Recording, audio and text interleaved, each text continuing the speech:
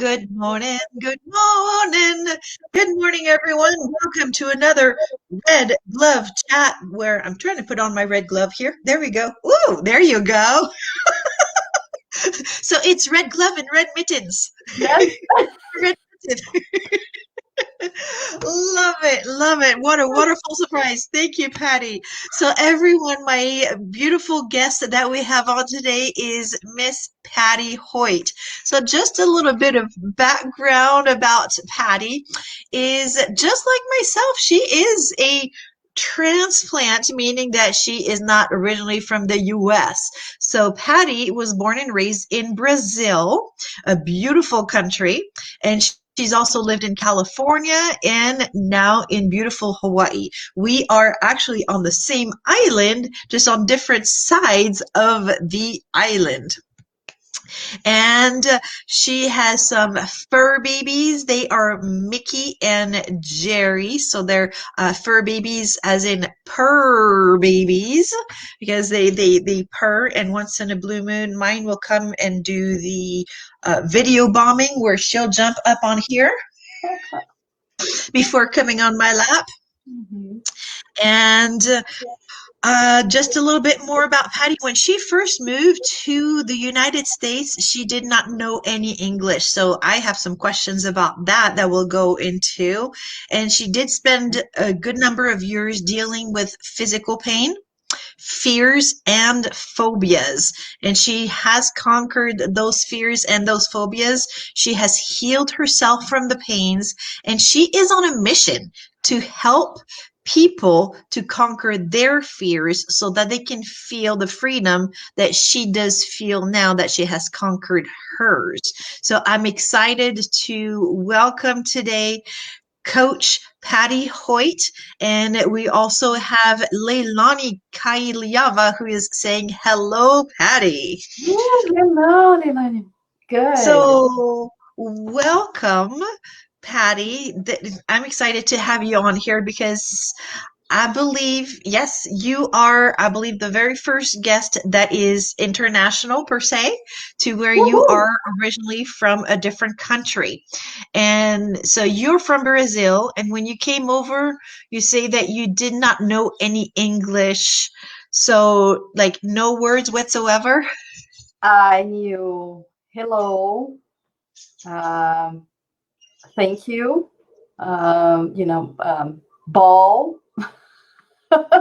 For some reason, I knew like few like words like this. I didn't know what beach was, which I should have learned because I love the beach. Um, I had to learn bathroom. I brought a Oh, little booklet because I wanted to find out if I needed to go to the bathroom. How do I ask that? So I had a booklet that I could ask where is the bathroom? So for some reason, that was very important to me. I needed to know where the bathroom was. yeah. Yep. Well, how do you say it in Brazilian? Um, banheiro. Bañero. Okay, because let's see, in Spanish, is it baño? Yes. Yeah, Hmm. so similar to Spanish with differences, just like, for example, American and English are similar and yet have differences. Yes. Yes. Yeah. Definitely. So Yes. when you moved over and you didn't have that base of English language, you had a few words. Words. How did you go about learning English? So in California, I was lucky enough that I moved in with somebody who was a Brazilian as well. And she introduced me to adult school. So it's a class for immigrants that specifically teach English. So all my class, everybody was from out of the country that was studying English at this adult school. And I remember until today that the teacher wanted to talk about tree and nobody was getting what was. He actually ran outside of the class, hugged a tree, and said tree. So that's how I started learning, was going to those adult school in the evening and learning, doing my homework and studying, and yeah. Wow. Yeah, what I remember when I was learning English, so when I came to the US, I had 1 year of English.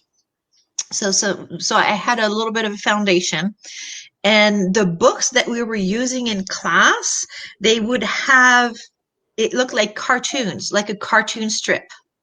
Mm. And it was little stories. And then after that, we would have the same page with something that would go on the page to hide all the speech bubbles. Hmm. And then we had Fantastic. to reiterate the story and share it in English. That is amazing. Yeah, with your Yeah, own words, and awesome. I love that. yeah, yeah. So that was pretty interesting, and that gave me a good little foundation. And the funniest thing that it just still to this day makes me giggle when we first moved to the US is going around the neighborhood where we had moved in. We were living in California at first, and I'm a kid. I'm 11 years old, and I see all these signs for garage sales, and that got me completely confused because SALE in French means dirty. Oh. And I thought that everybody was just putting signs up saying that they had dirty garages. Oh my God. So That it's is, like the language, certain words to where it's the same spelling, but it's a completely different meaning. And so learning as I go along that no, that's not what that means. know what that means. And Where in California did you live? we lived in the Bay Area. So we Okay. lived in San Jose. Okay. San Jose. Yes. Yeah. I know exactly Yeah. where it is. I'm in And the I'm LA area by the beach. So, okay. yeah. And hence you had to learn the word beach. Yes. And because I learned very quickly, because that's one thing that I love, love, love, love. It's beach. It's my sanctuary. So I had to learn how to say beach. Where is praia? Praia, praia. How do they say beach? Praia, Yeah. praia. So that way when I go to Brazil, I can ask for the beach. Praia. Yes, I, praia. Exactly. yeah, yeah, fantastic. So when you came to the US, were you already an entrepreneur or did you go into the workforce? No, I was not. I worked in Brazil for companies, corporations. I had my degree there in business administration there before I came. And I wanted to learn English and do a post graduation over here, go to UCLA and get more education. But first, I needed to learn English, then go to my second, degree, and go back to Brazil, to get more opportunities. I loved it. I loved South Bay, which is the little beach cities that I lived. I really, really fell in love with the area, with the people, with the lifestyle. And I kept studying. I kept going. I kept staying. So then I got a job. I got my visa through work.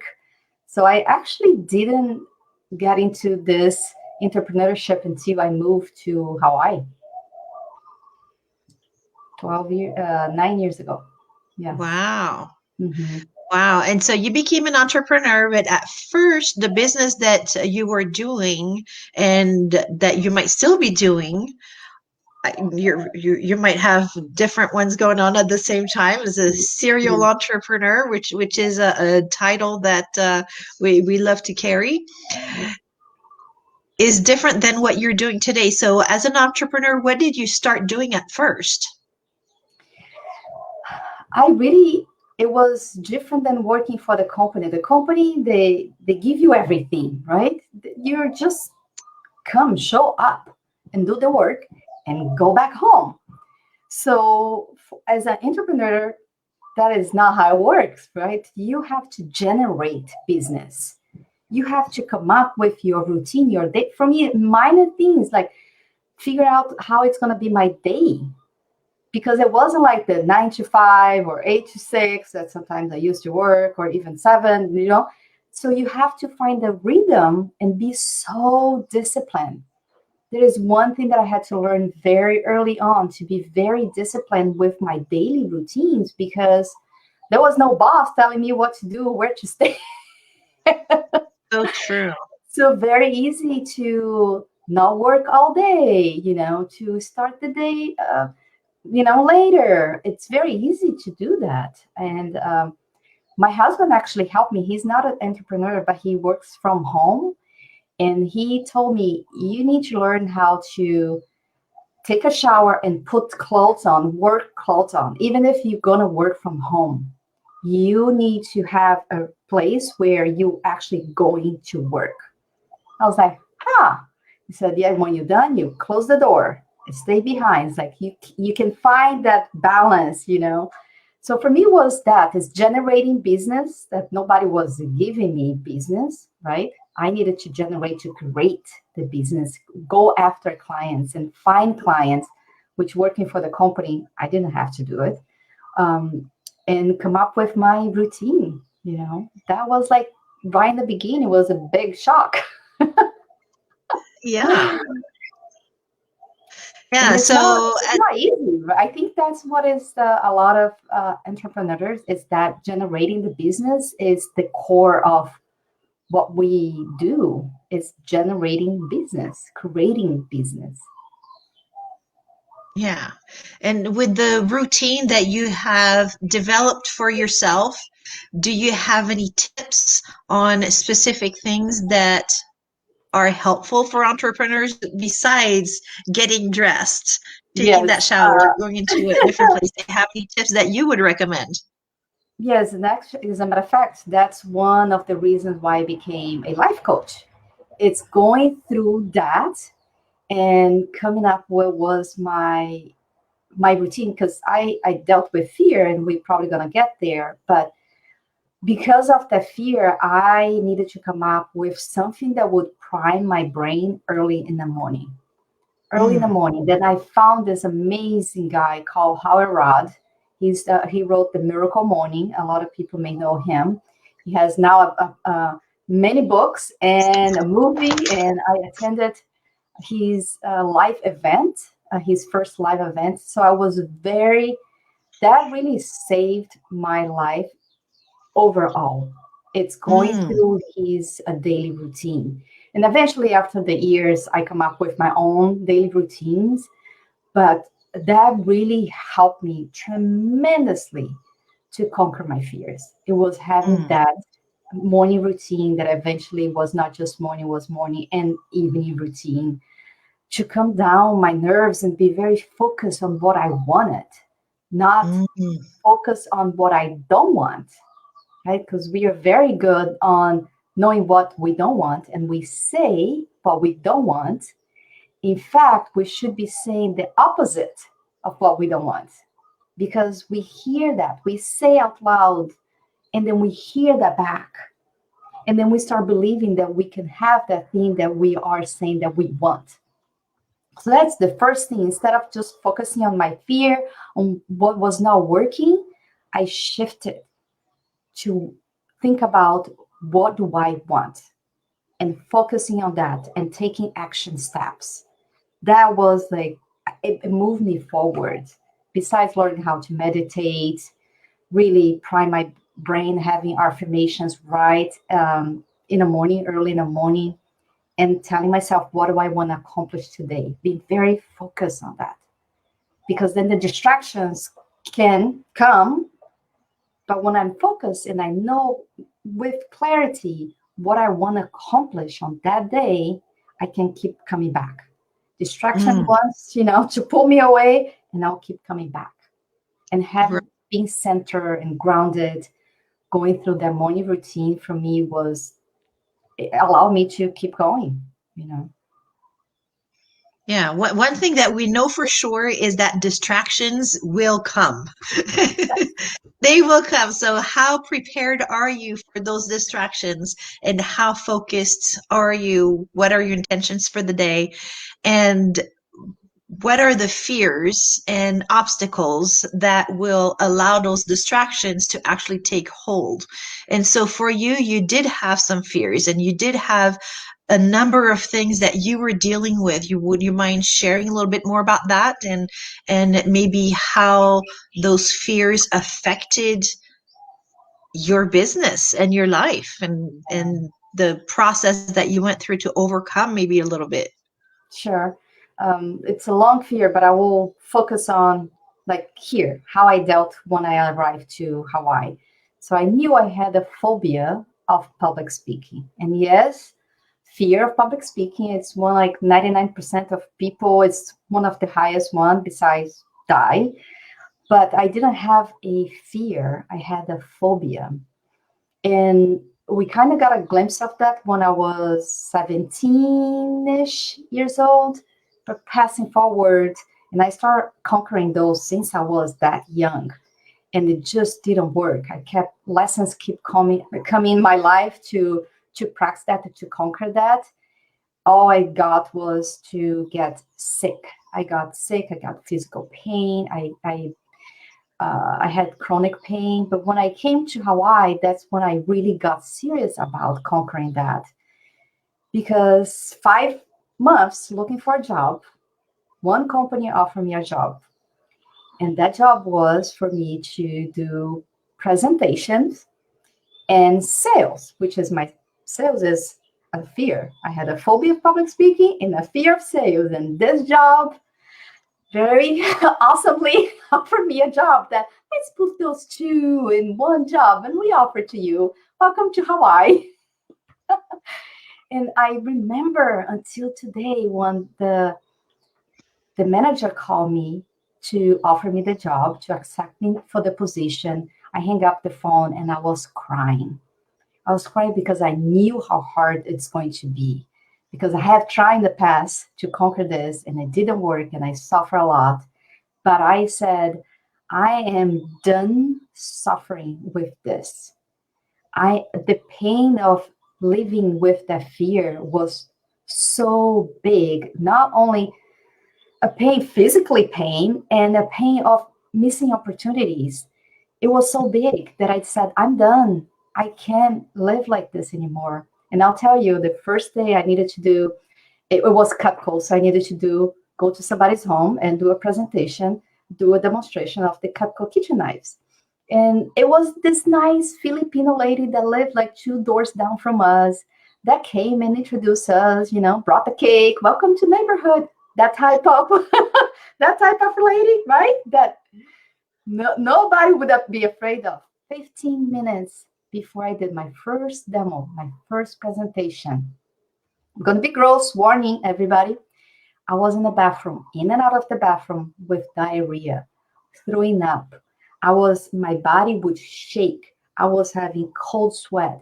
I was crying and I was in and out. And my husband is like, what's happening? He had never seen me. He knew I had a phobia of this, but he didn't see me ever going through the episodes. And he's like, what's going on? I was like, it's just a nice Filipino lady. Why? And I was like, I know, you understand why I need this job. And he said, yes, you do need this job because you cannot go through life like this, honey, anymore. It's like, I know.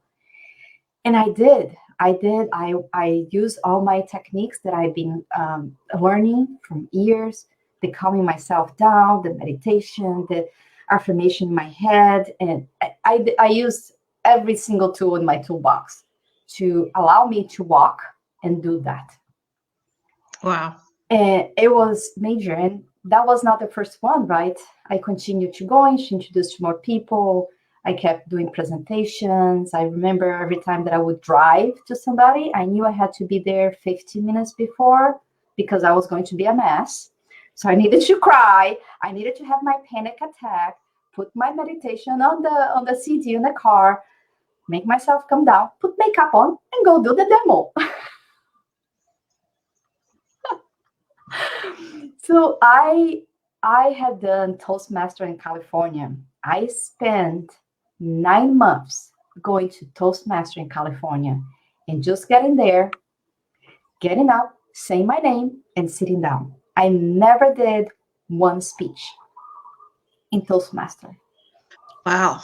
I just couldn't. Just by the fact that I got up and said my name, I thought I was going to faint. Just by doing that. So I know looking back how many opportunities I missed because I couldn't even go to a job interview because Mm. that was public speaking. That was for me. I'm going to speak to somebody that I don't know. So yeah, many things. I what I really wanted was to do presentations to realtors and to do this branded gifts for them. And that was huge public speaking, like the real deal public speaking, right?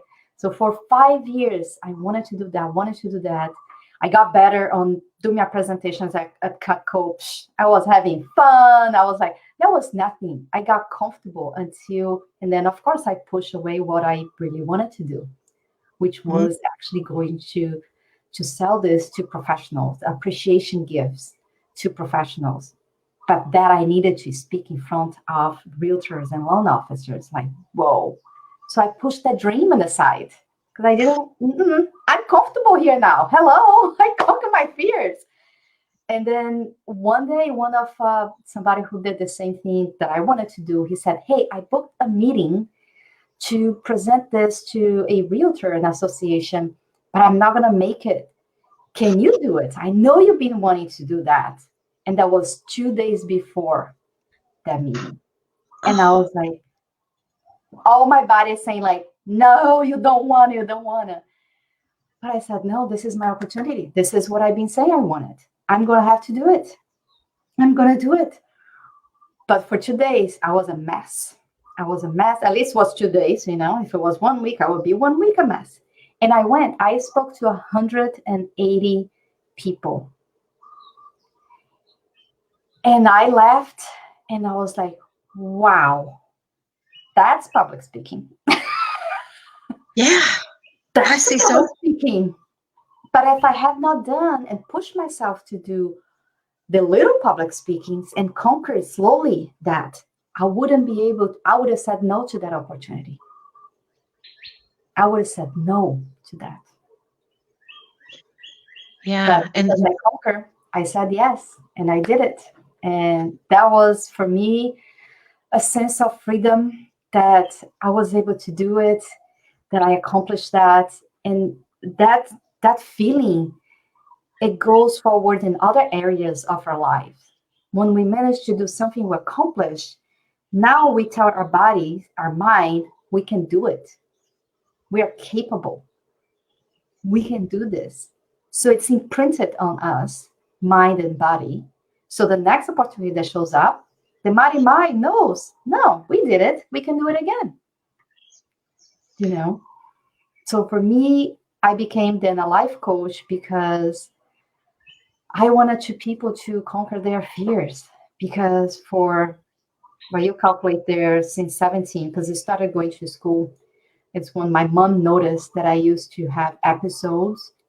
My body would shut down and freeze. I would have brace in my neck. People had to take me to school at night to do my test to go to school because I couldn't drive anymore because I had a neck brace because my neck got so stiff and they thought I had a tumor in my head, you know? And it was just because I needed to present my paper at the end of the semester in university. wow. And I had like nurses coming, putting like muscle relaxer, painkiller in the home because I couldn't move. It was like a nightmare. And looking back, it was always my body shut down and did those crazy things. It was when I needed to do a public presentation, something I needed to speak. I Wow. needed to speak, and my body would shut down, you know. So I wanted people to, there's so many fears out there, and that's just my phobia, right? I had other fears. But I want other people to feel free because what I felt was freedom. It was freedom when I went through that fear and I got to the other side. What the other side is was freedom. And the Mm. feeling, oh, I got chills, and the feeling that it is when we got to the other side is just an amazing feeling. And the feeling that I left behind is a horrible feeling.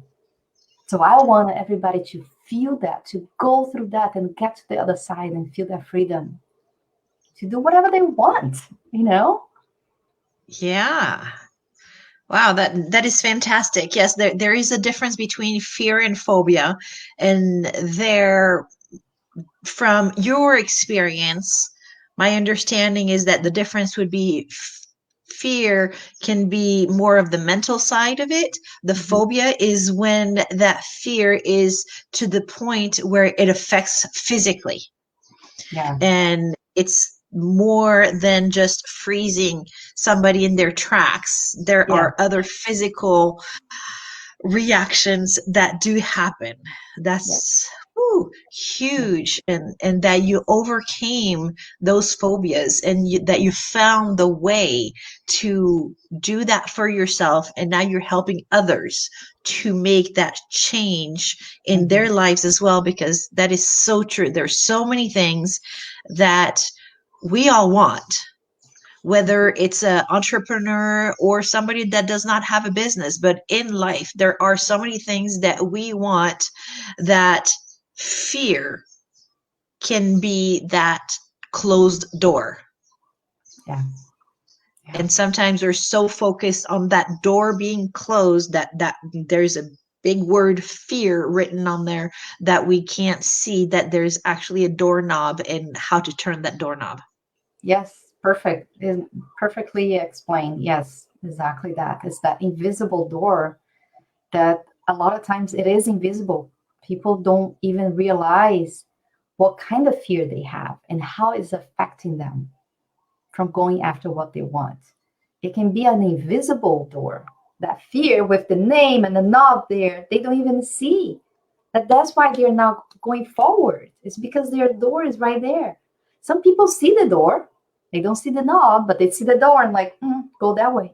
But a lot of people, that door is even invisible. They don't even see that there is a fear that is stopping them. Hmm. You know. So yes, I wanna Yes. help Wow. people Yes, go after I. their dreams. Happiness. We are looking for happiness. At the end of the day, we all human beings are looking for happiness, right? It is happiness. Oh, I want to make money. If you're gonna go deep and dig down, at the end of the day, is what that money gives them indirectly, right? So at the end of the day, we want to be happy, and there's so many things that prevents us from getting there, from being happy, Mhm. right? Yeah, so it's the peeling the onion, peeling the Mhm. different layers until you get to that core, to that center. And actually, I'm flashing back on a speaking that I did while being terrified of it, to where it was at a conference, and they asked for a volunteer, or for volunteers, to come up and share about their why. We were talking Mhm. about peeling the layers of the onion, Mhm. and that was one of my first experiences of actually making it to the stage and speaking to a crowd, Uh-huh. because previous experiences,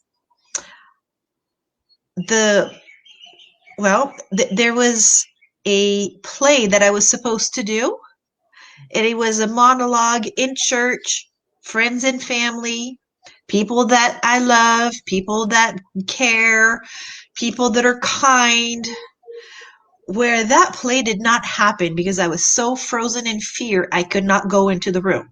I was outside bawling my eyes out, and I could not go inside that room.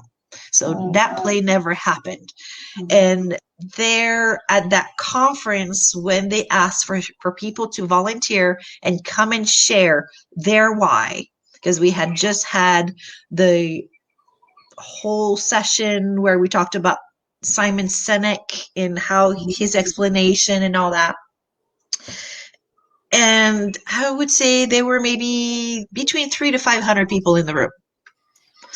So a good sized crowd.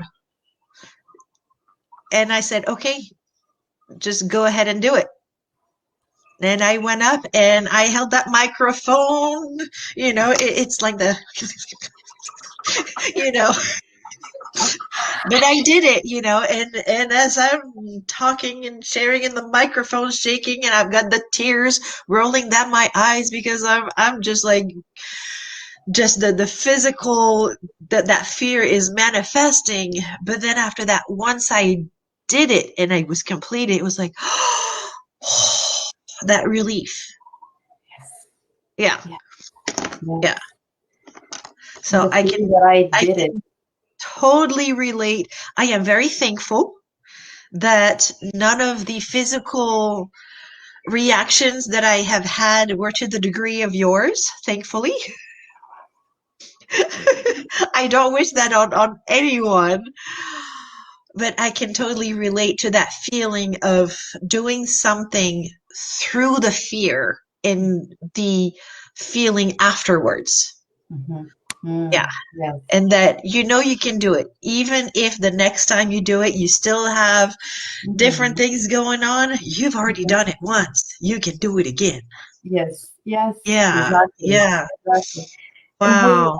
there's one quote that one of my coaches told us is feeling the fear and doing anyways. Feel the fear and do it anyways. And I was like, no way. And I was like, nice quote, dude, but not with me. It's Yeah. completely in order. Then I got it. I was like, oh, that's what he was talking about. And it's Yeah. exactly what you just did. You felt the fear, but you did it anyways. And when it got to the other side, like, whoa.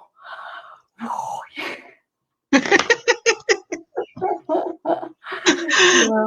But you had the Yeah. courage to go do it, right? You saw, you noticed, you were aware that there was a fear, that and then you were able to coach yourself to do it. And so that those steps are not easy for many people, for the majority of us. You know, you kind of need somebody to help you go along the way. It's like to coach you, to help you, to hold your hands, to like put you in the right direction and support you as you're going through that, because there's the degrees of fears, and it can go, it's hard, it can be very hard. you know you can Yeah. have all the heart intention of doing something, but if the fear is so big it kicks in and prevents you from doing that.